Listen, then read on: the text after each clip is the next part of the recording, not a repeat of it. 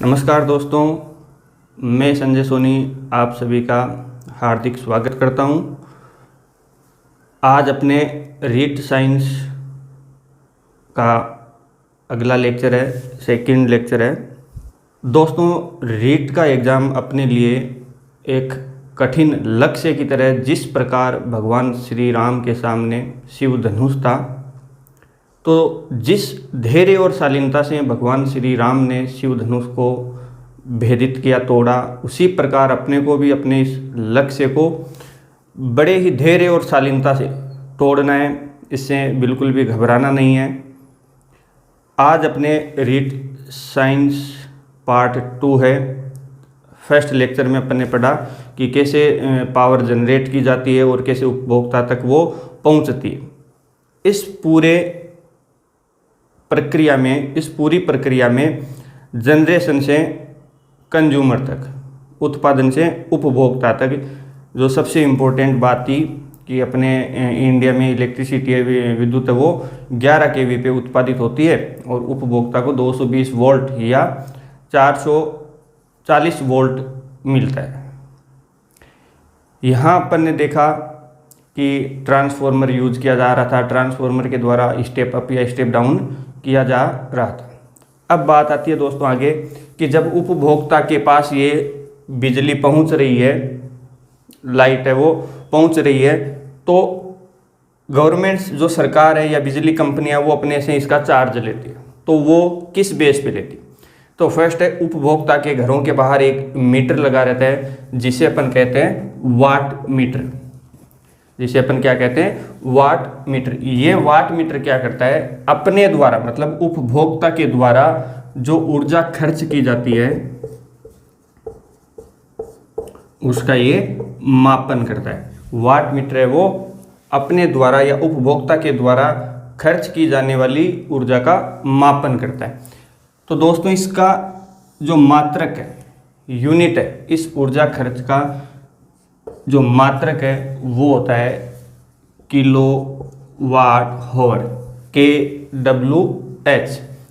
1 kilowatt hour, 1 kilowatt hour is equal to 1 unit, जिससे अपने बिजली के बिलों में अपने लिखा हुआ था कि आपने 2 महीने में कितनी यूनिट खर्च की, तो वहाँ 1 यूनिट में 1 kWh मतलब 1 किलोवाट हॉर है, वो 1 यूनिट के बराबर होता है।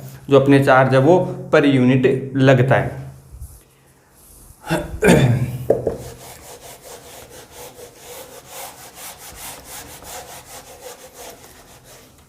मान लो कोई 40 वाट का बल्ब है जो प्रतिदिन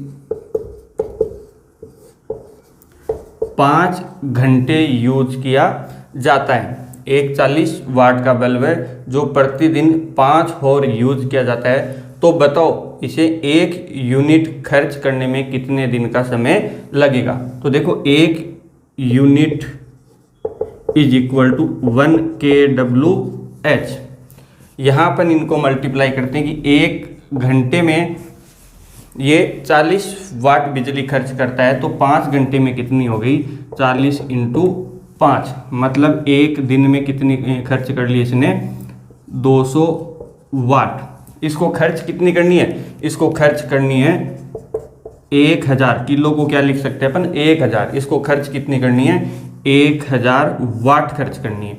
तो दोस्तों, 1 दिन में 200 वाट खर्च कर रहा है, तो 5 दिन में कितनी करेगा? 1000 वाट। अब यहाँ से देखते हैं 1000 वाट इंटू हॉर, क्योंकि 1 घंटे में ये 40 वाट खर्च करता है, तो 5 घंटे में करता है 200 वाट, तो 5 दिन में कितनी करेगा? 1000 वाट हॉर। तो ये हो गया 1000 को अपन लिख सकते हैं 1 किलो, तो ये हो गया 1 kWh।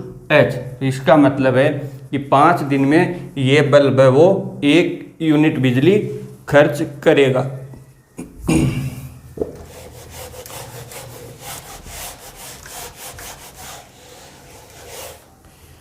फिर आते हैं दोस्तों अपने घरों में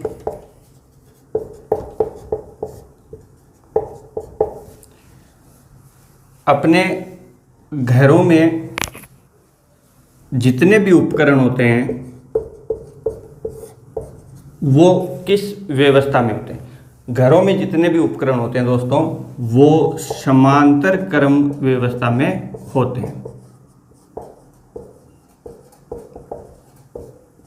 वो समांतर क्रम व्यवस्था में होते हैं। इंपॉर्टेंट क्वेश्चन है कि अपने घरों में जितने भी उपकरण हैं वो किस व्यवस्था में व्यवस्थित होते हैं? तो वो होते हैं समांतर क्रम व्यवस्था में। अब दोस्तों अपन ने पढ़ा था प्रतिरोध, धारा के प्रवाह में उत्पन्न बाधा। प्रतिरोध क्या होता है? धारा के प्रवाह में उत्पन्न बाधा। और इसका मात्रक क्या था? इसका मात्रक था ओम।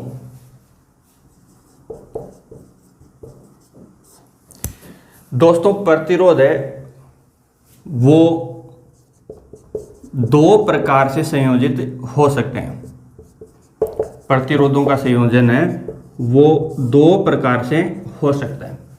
फर्स्ट संयोजन है कुछ इस प्रकार का, ये मान लो R1 प्रतिरोध है और ये R2 प्रतिरोध है।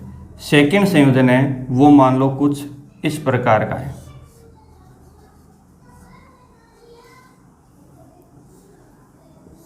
यहाँ ये R1 है और यहाँ ये R2।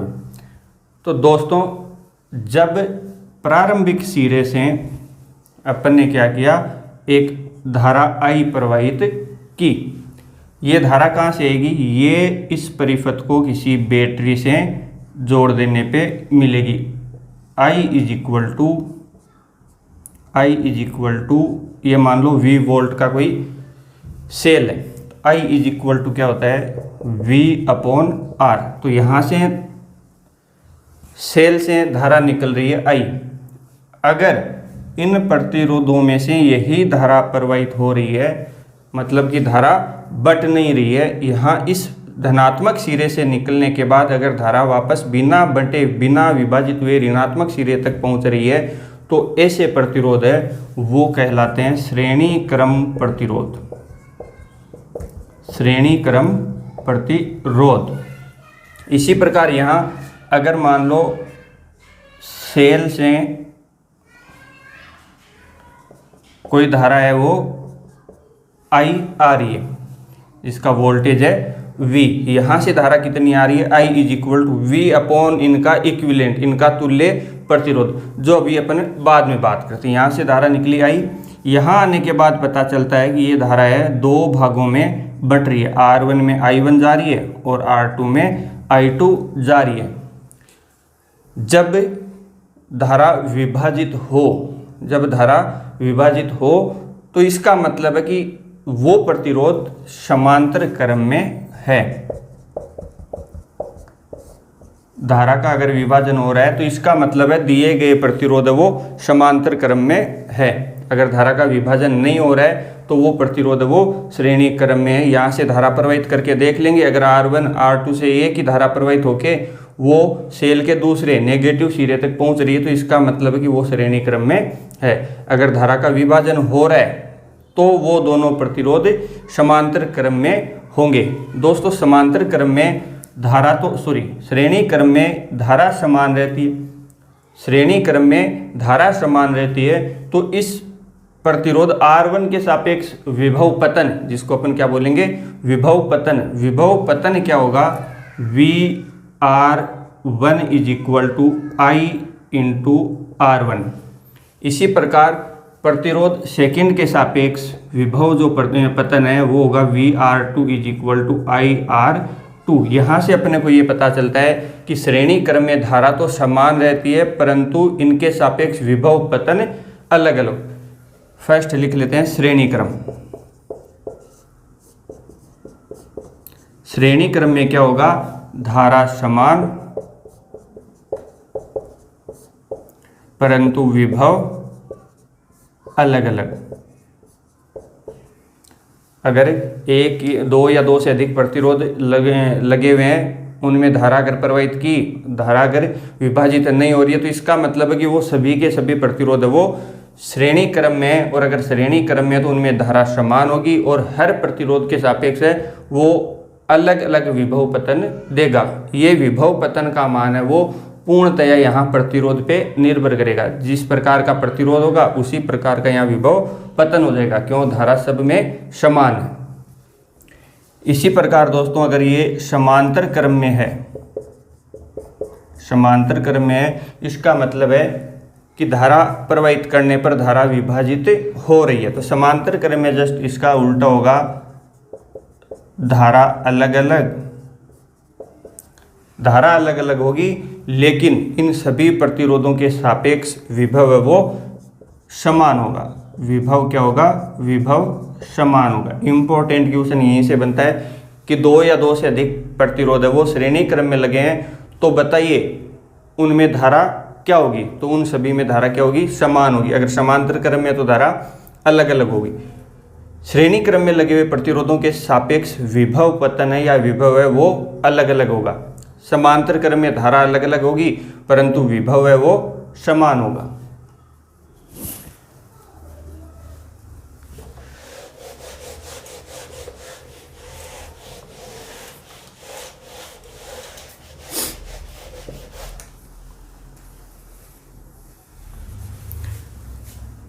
अब दोस्तों न्यूमेरिकली है, श्रेणी क्रम अगर तुल्य प्रतिरोध अपने को निकालना हो तो श्रेणी क्रम तुल्य प्रतिरोध, जिसको अपन दिखाएंगे आर इक्विवेलेंस। श्रेणी क्रम में क्या होता है, देखो श्रेणी क्रम में धारा समान जबकि विभव अलग अलग, तो इसका मतलब है यहाँ जो विभव है V वो किसके विभव के बराबर होगा, इसके सापेक्ष और इसके सापेक्ष जो विभव पतन होंगे उन सबके योग के बराबर होगा। और ये योग कौन सा होगा, ये बीजगणितीय योग होगा, बीजगणितीय योग होगा। देखो V इज इक्वल टू क्या होता है, I इंटू आर। यहाँ मान लो, एक बार मान लेते हैं कि R1 के सापेक्ष धारा I1 है और R2 के सापेक्ष धारा है वो I2 है, तो यहाँ IR is equal to I1 R1 plus I2 R2। अब दोस्तों अपने को ये पता है कि श्रेणी क्रम में धारा समान रहती है, तो इसका मतलब है I is equal to I1 is equal to I2। अगर ये वैल्यू इसमें रखते हैं तो IR is equal to IR1 plus IR2।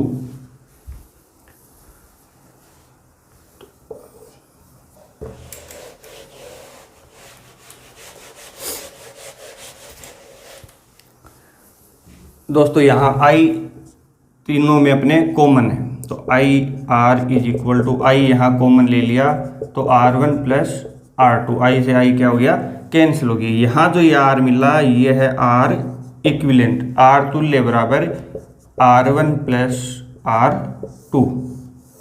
ये श्रेणी क्रम का तुल्य प्रतिरोध होता है। इसी प्रकार समांतर क्रम का अगर निकालना हो,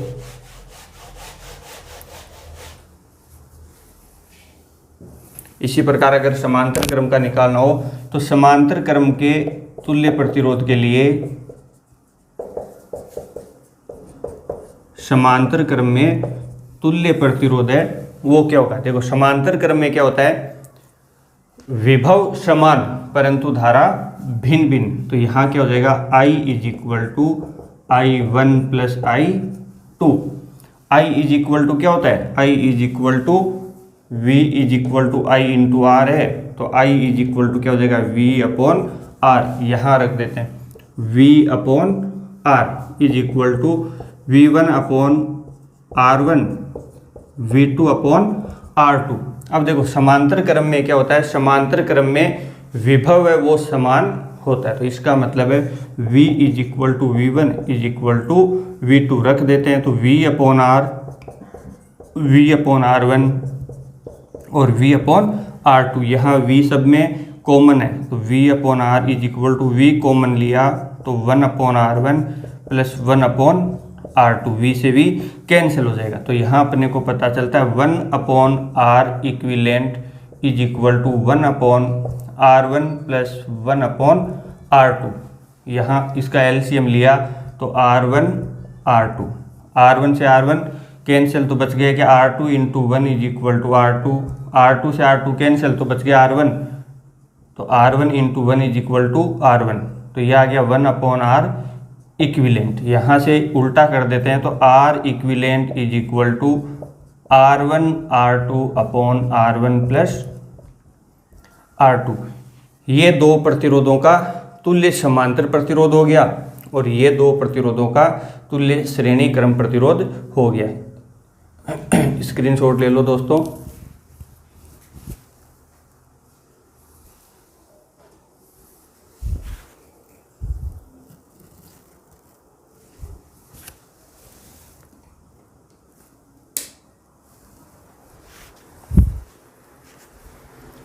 दोस्तों एक छोटा सा न्यूमेरिकल करके देखते हैं और उसके बाद एक ट्रिक भी लगाते हैं। देखें,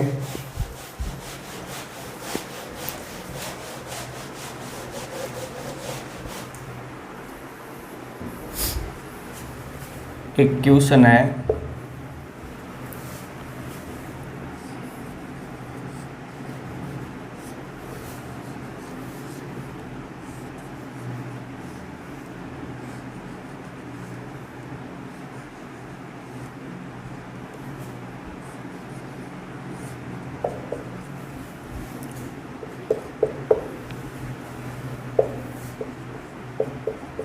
दोस्तों ए से बी तक अपने को आर इक्विलेंट निकालना है। आर इक्विलेंट है, ए से बी है, वो अपने को फाइंड करना है। जितने भी प्रतिरोध मान लो वो 1-1 ओम के हैं, अपने को क्या निकालना है, ए से बी तक का तुल्य प्रतिरोध। सबसे पहले क्या करेंगे, यहाँ आने के बाद यहाँ से कोई धारा प्रवाहित की तो 1 ओम से गई, वही धारा इस 1 ओम से गई, तो यहाँ पता चल रहा है कि धारा का विभाजन यहाँ से यहाँ तक नहीं हो रहा है। तो यहाँ से यहाँ तक जितने भी प्रतिरोध है वो श्रेणी क्रम में हो गए, क्योंकि धारा समान है।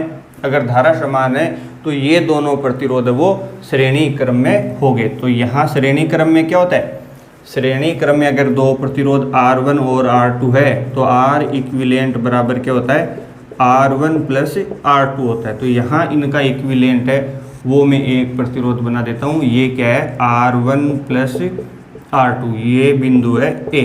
R1 प्लस R2 का मतलब है 1 + 1 इज इक्वल टू 2 ओम। तो इन दोनों प्रतिरोधों का तुल्य प्रतिरोध हो गया 2 ओम। फिर यहाँ आते हैं, यहाँ आने के बाद पता चला कि धारा का विभाजन हुआ। मान लो यहाँ I1 प्रवाहित हो रही है और यहाँ पे I2 प्रवाहित हो रही है। लेकिन इससे पहले अपन देखते हैं, यहाँ विभाजन के बाद यहाँ तक अपन फिर से एक इस प्रोसेस को दोहराते हैं कि यहाँ से धारा जो जा रही है I1 वो इस 1 ओम से गुजर रही है और इस 1 ओम से भी गुजर रही है। तो इसका मतलब है इस बिंदु से ऊपर वाली ब्रांच या ऊपर वाली शाखा में यहाँ से यहाँ तक धारा है वो श्रेणी क्रम में। यहाँ एक ही धारा है तो यहाँ ये 1 ओम और ये 1 ओम दोनों श्रेणी क्रम में। श्रेणी क्रम का तुल्य क्या होता है, श्रेणी क्रम का तुल्य प्रतिरोध होता है R1 प्लस R2। तो यहाँ इनका तुल्य प्रतिरोध अपन लिख देते हैं R1 प्लस R2, जो भी था ये 1 + 1 इज इक्वल टू 2 ओम। फिर वही प्रोसेस एक बार यहाँ से स्टार्ट करते अपन कि यहाँ से धारा प्रवाहित हुई I2 और वो यहाँ से 1 ओम और 1 ओम से गुजर के यहाँ फिर से मिल रही है। तो इसका मतलब है कि 1 ओम और ये 1 ओम भी दोनों एक दूसरे के श्रेणी क्रम में, क्योंकि धारा का विभाजन नहीं हो रहा है। तो इनका तुल्य प्रतिरोध लिख दिया ये।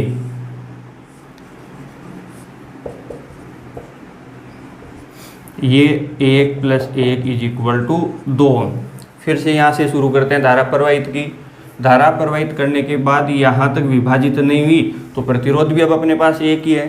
फिर यहाँ आ गए तो यहाँ धारा फिर से 2 भागों में विभाजित हो गई। अब यहाँ एक एक प्रतिरोध ये शाखा में है, तो इसका मतलब है कि धारा का विभाजन हो रहा है। अगर धारा का विभाजन है तो इसका मतलब है कि ये दोनों प्रतिरोध है वो समांतर क्रम संयोजन में है। समांतर संयोजन क्या होता है, R equivalent is equal to R1 into R2 upon R1 plus R2 करके देख लेते हैं। 2 × 2 upon 2 + 2 is equal to 4 upon 4 is equal to 1। तो यहाँ जो तुल्य प्रतिरोध है इनका वो आ गया 1 ओम।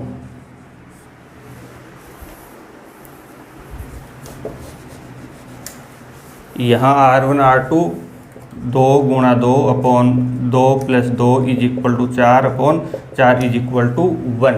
ये कितना था 2 ओम, ये कितना आ गया 4 ओम, और ये कितना है लास्ट वाला 1 ओम। तो यहाँ ए से बी के बीच का जो तुल्य प्रतिरोध है अपने को अभी निकालना। अब यहाँ फिर से धारा प्रवाहित की, यहाँ 2 ओम से भी वही धारा प्रवाहित हुई, 4 से भी वही, 1 से भी वही, और वही धारा बिंदु बी तक पहुँच गई। तो इसका मतलब है अब आर ए बी है वो कितना होगा, धारा विभाजन नहीं हो रहा है, तो इसका मतलब है कि ये 2 ओम 4 ओम और 1 ओम सब के सब श्रेणी क्रम में। श्रेणी क्रम में तो 4 और 2 6 और 1 7 ओम। तो ये हो गया 7 ओम। आर ए बी, ए से बिंदु बी के बीच का जो प्रतिरोध है वो कितना हो गया 7 ओम।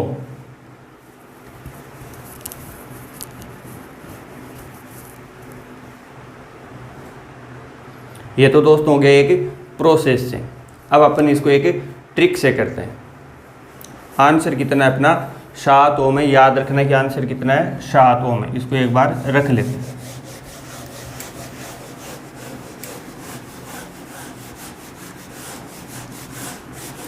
सात ओम अपनाया आर ए बी।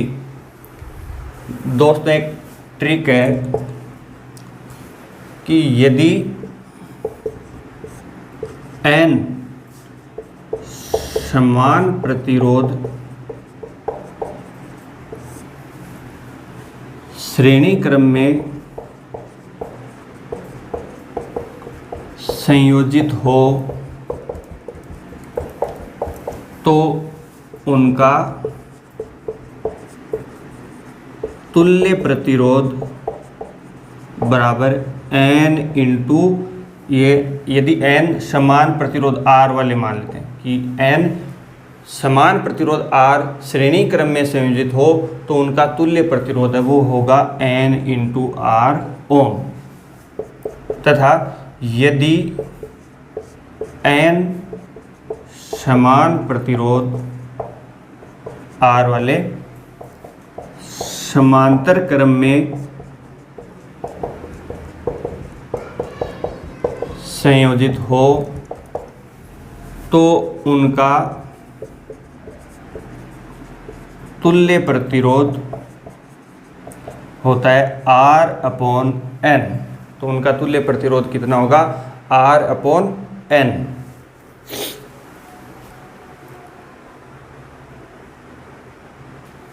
अब दोस्तों ये ट्रिक अप्लाई करते हैं इस क्वेश्चन पे। यहाँ देखो 1 और 1 समान है और ये श्रेणी क्रम में भी है। कितने हैं 2 प्रतिरोध है। तो इन यहाँ से यहाँ तक एक बार ले लेते हैं ये कोई बिंदु C और यहाँ ले लेते हैं ये D। A से C के बीच में श्रेणी क्रम में कितने प्रतिरोध संयोजित है 2। तो इसका मतलब है R A से C निकाल लें। N इज इक्वल टू कितना है 2। तो ये हो गए 2 क्योंकि 2 प्रतिरोध है। R कितना है इंटू 1। तो R A C is equal to 2 ohm. फिर चलते हैं यहाँ C से D। R C से D जब चलते हैं तो पहले अपन चलते हैं C से D ऊपर वाले पार्ट में। यहाँ ऊपर वाले पार्ट में अपने को पता चलता है कि 1 और 1 समान है, 1 ओम और 1 ओम समान है। प्रतिरोधों की संख्या कितनी है 2, लेकिन ये अभी श्रेणी क्रम में R C से D के बीच में 2 ब्रांच है। तो फर्स्ट जो ब्रांच है इसको एक बार मान लेते हैं R C D 1। ये ब्रांच 1 और ये 2। R C D 1 में दोनों श्रेणी में है तो इसका मतलब है N इंटू R से N है 2, R है 1, तो ये हो गया 2 ओम। इसी प्रकार R C D 2, R C D 2 नीचे वाली ब्रांच है, इसमें भी प्रतिरोध कितने हैं 2 और हर प्रतिरोध का मान कितना है 1 ओम। तो ये हो गए 2 ओम। अब अपने को R C D 1 और R C D 2 से पता चलता है कि दोनों के दोनों प्रतिरोध है वो एक प्रतिरोध से प्रतिस्थापित किए जा सकते हैं और उसकी वैल्यू होगी 2 ओम और 2 ओम। अब पता चलता है कि C से D के बीच में R C D, C से D के बीच में 2 प्रतिरोध है, 2 ओम और 2 ओम, मतलब समान प्रतिरोध है। और कौन से क्रम में वो वो समांतर क्रम में, अगर n समान प्रतिरोध समांतर क्रम में संयोजित हो तो उनका तुल्य प्रतिरोध कितना होता है, R/n। R का मान कितना है 2, n कितना है 2, तो ये हो गया 1 ओम। फिर अपन चलते हैं RdB। RdB is equal to कितना दिया हुआ है 1 ओम। तो अब देखो कुल प्रतिरोध RAB कितना हो गया, RAB is equal to first A से C कितना है 2 ओम। फिर अपन निकाल लेते हैं CD1 कितना है 2, CD2 कितना है 2, और ये एक लास्ट, तो कितना हो गया RAB इज इक्वल टू 7 ओम। तो क्या आंसर सेम है। तो अपने को बस ये याद रखना है कि यदि n समान प्रतिरोध श्रेणी क्रम में है तो उनका तुल्य प्रतिरोध होगा n × R। अगर वही n समान प्रतिरोध समांतर क्रम में है तो उनका तुल्य प्रतिरोध होगा R/n।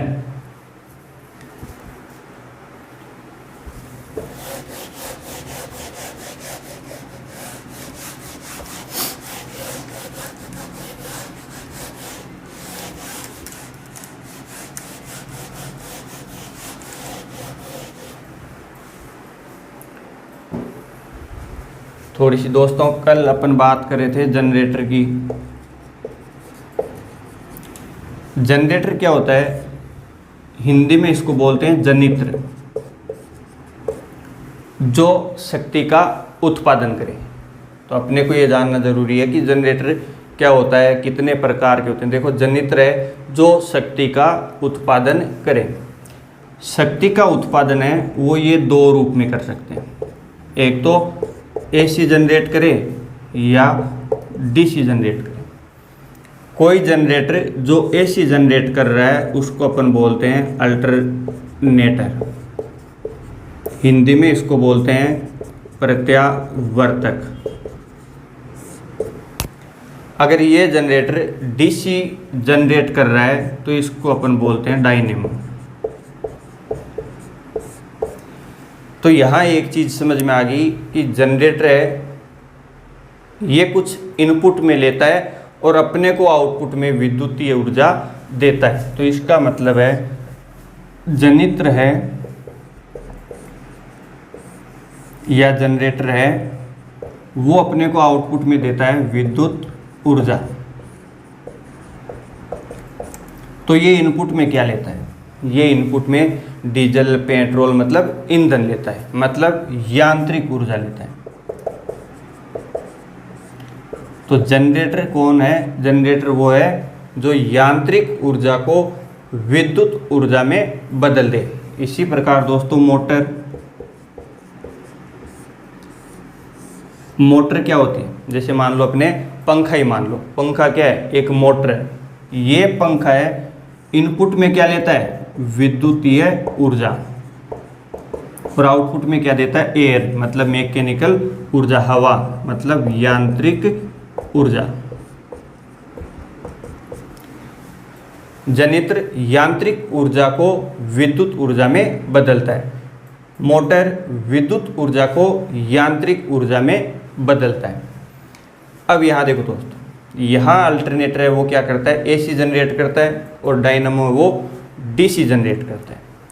यहाँ होता क्या है, यहाँ जब AC जनरेट हो रही है तो इसको अपन कभी भी स्टोर नहीं कर सकते। AC है या प्रत्यावर्ती जो धारा है उसको कभी भी अपन संग्रहित नहीं कर सकते, DC को अपन संग्रहित कर सकते हैं। यहाँ अपने उत्पादन जो होता है 11 kV पे वो होती है AC, अपने उत्पादित होती है AC। अगर इसको स्टोर करना है तो इसको कन्वर्ट किस में करना पड़ेगा DC में। अगर इसको DC में बदल लें तो इस DC को फिर अपन बैटरी में स्टोर कर लेंगे। AC उत्पन्न हुई उसको DC में स्टोर कर लिया। अब ये बैटरी है DC है वो बैटरी में स्टोर हो गई। अब जब भी अपने को आवश्यकता होगी, अपने जितने भी इक्विपमेंट है वो AC पे कार्य करने वाले होते हैं, तो जब भी अपने को आवश्यकता होगी इस बैटरी से मैं एसी प्राप्त कर लूँगा। वो कैसे? यहाँ एक डिवाइस लगेगी जो इस एसी को डीसी में बदलेगी। यहाँ जो कन्वर्ट करेगी, जो एसी को डीसी में कन्वर्ट करेगी, ये होते हैं दिष्टकारी या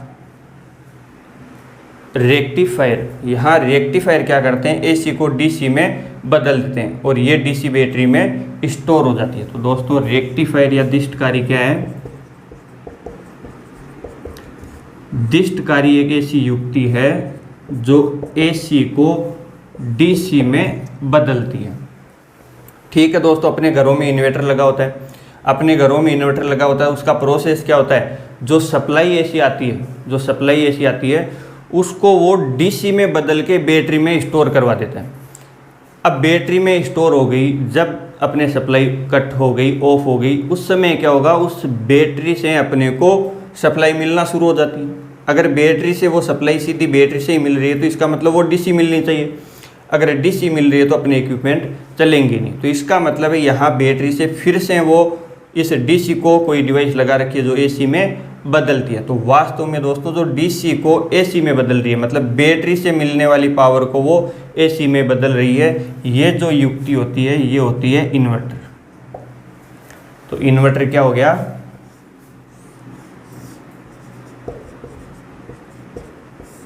इन्वर्टर है जो डीसी को एसी में बदलेगा। इन्वर्टर क्या है? जो डीसी को एसी में बदलेगा। जनरेटर या जनित्र क्या है? जो यांत्रिक ऊर्जा को विद्युत ऊर्जा में बदलता है। ये दो प्रकार के होते हैं, एसी और डीसी। जो जनरेटर एसी जनरेट करता है उसको अल्टरनेटर, और जो डीसी जनरेट करता है उसको डायनमो। इसी प्रकार विद्युत ऊर्जा को यांत्रिक ऊर्जा में बदलने वाली युक्ति होती है मोटर, एसी को डीसी में बदलने वाली युक्ति होती है दिष्टकारी, और डीसी को एसी में बदलने वाली युक्ति होती है इन्वर्टर। इसी प्रकार दोस्तों एक होता है सेल। सेल क्या करता है? सेल है वो केमिकल ऊर्जा, मतलब रासायनिक ऊर्जा, रासायनिक ऊर्जा को ये बदलता है विद्युतीय ऊर्जा में। सेल है वो रासायनिक ऊर्जा को विद्युतीय ऊर्जा में बदलता है।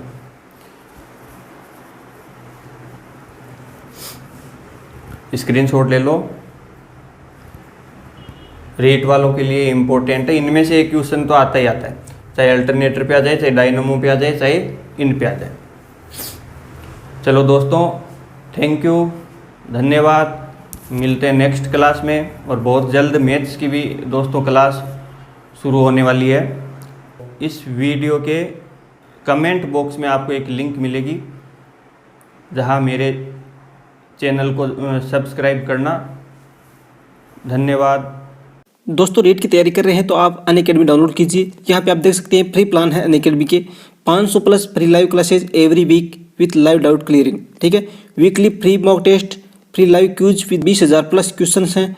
और दोस्तों daily T20 free live cues होते हैं, 20 क्वेश्चन 20 मिनट में। आपको करना क्या है, अनअकैडमी लर्निंग ऐप डाउनलोड कीजिए। डाउनलोड करने के बाद मोबाइल नंबर मेल आईडी लगा के आप लॉगिन करना है। लॉगिन करने के बाद दोस्तों गोल में सेलेक्ट करना आपको RPSC, गोल के अंदर सेलेक्ट कीजिए RPSC। उसके बाद फ्री लाइव क्लासेज देख सकते हैं, ये लाइव क्लास इस प्रकार से चलेगी आपकी। ठीक है, उसके बाद आप इनवाइट कोड मांगे आपसे, इनवाइट कोड में लगा दीजिए AKAA, जिससे आपको किसी भी कोर्स पर विशेष डिस्काउंट भी मिलेगा, और आप फ्री क्लासेज फ्री टेस्ट हैं वो भी देख सकते हैं। AKA लगाने के बाद, ये कोड लगाने के बाद आपको यहाँ से अनलॉक कर लेना है। ठीक है, तो दोस्तों आशा करता हूँ अगर वीडियो पसंद आए तो लाइक कर देना, शेयर कर देना, और चैनल पर आप नहीं है तो सब्सक्राइब जरूर करें। यहाँ पर आपको एकदम सही सटीक और विश्वसनीय खबरें मिलती है, इसलिए सब्सक्राइब करके बेल आइकन जरूर दबा लें। धन्यवाद, मिलते हैं नेक्स्ट वीडियो में। जय हिंद, जय भारत।